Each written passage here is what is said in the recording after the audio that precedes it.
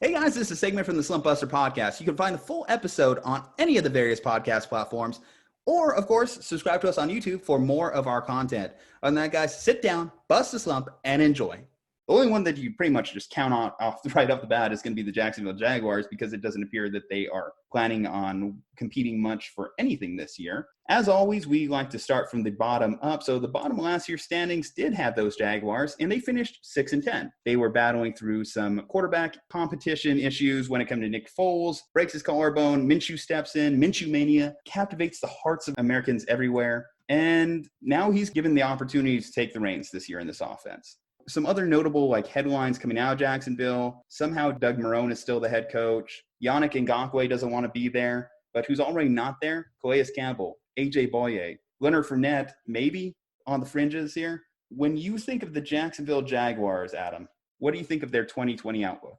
So just speaking of outlook in general, I actually have them going 4-12. A lot of holes in that Jacksonville team. But, they have guys in Yannick Ngakoue who, like we said, doesn't want to be there. Leonard Fournette, of course. You got Shark at the wide receiver position, Conley, Eifert. And the D coordinator seems really optimistic about the offseason, saying the, quote, totally new roster on the defensive side of the ball. But as far as an overall outlook for the Jaguars in 2020, like I said, I do have them going 4-12. They're just really in a rebuilding mode right now. They're probably just going to be aiming for a pick in either, Justin Fields or Trevor Lawrence if they can sneak their way into a really bad record in the league and then, be primed in the NFL draft. But yeah, nothing really big. Leonard Fournette probably have a 1,100 yard season as he always does. But other than that, man, I just think the Jaguars got a lot of work to do. So.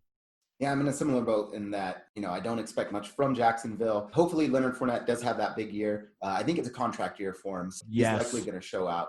At least, expectations, and then he's probably going to leave Jacksonville next year. But I am expecting him to show out. Doug Marrone, I just don't know if he has total control over the locker room.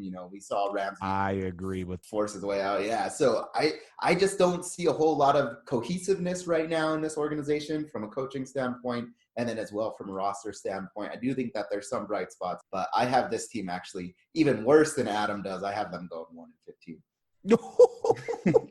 Wow. God, yeah, I have him get him wrecked. Well, he said I have the man. Just give him the whole offer in the win column. Might as well. 16 right? for the. Who do you have them beating? Please, will you tell me who you have them beating? I'd have to take a look at the schedule again. It's all good. It's all good. It's like who is the one person that's going to lose to the Jaguars? Funny you should mention that because I do have this team going 0-16. Boom. Shoot. Put it on the board. Wow. I have the higher man. I did them a favor putting them at 4-12. Here's the thing, man. I looked through their entire schedule, and as you mentioned, who does Dre have them beating? I have them beating no one. I didn't look at a single matchup on this year's schedule, and I said, okay, they clearly have the better roster. The only way I see the Jags having a win this season is just based off purely the heart of Gardner Minshew. Right. I do think that guy's a competitor. He's going to try and ball out each and every game. But when I look at what the Jaguars did around him, particularly in their offseason moves, it's very disappointing.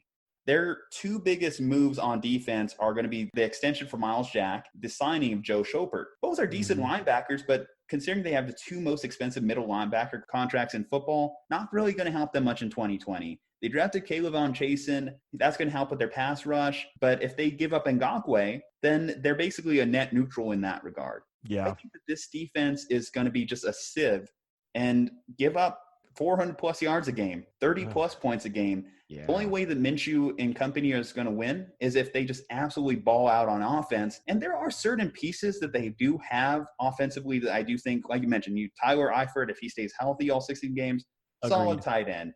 DK Jark, fantastic wide receiver, expecting a big breakout season for him. And then Doug Marrone, he's definitely what you would call a sitting duck head coach. He's on the hot seat. His hot seat is 1,000 degrees. It's practically on the sun at this point. I'm surprised he's even still with this team. In fact, I don't even think Jacksonville wants to be in Jacksonville. If it wasn't for COVID-19, they would have had 2 games in London this year. This franchise is thinking about 2021. That's what I throw out the 2020 outlook. You're thinking about 2021 outlook. Right. And clearly, this team is going all in on Trevor Lawrence, and the only way to accomplish that is by going 0-16. Yep. No. That's my Hey, Juju, so you're going to get a kick out of this. I went through our records, right? So we have this spreadsheet where we fill out, okay, they'll win here, they'll lose here. So, Adam, you asked me who I have them beating.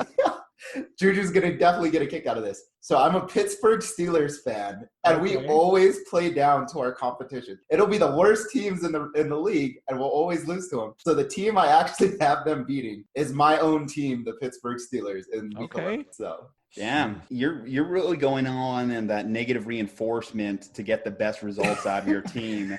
I'm trying to embarrass them so they overperform. I'm going to put that out there. I need to put that out on a tweet that you said the Pittsburgh Steelers will 100% absolutely lose to the Jacksonville Jaguars. And you said, what, week 11? I think it's week 11. Yeah. They Can we get a score prediction? I'm just digging over here.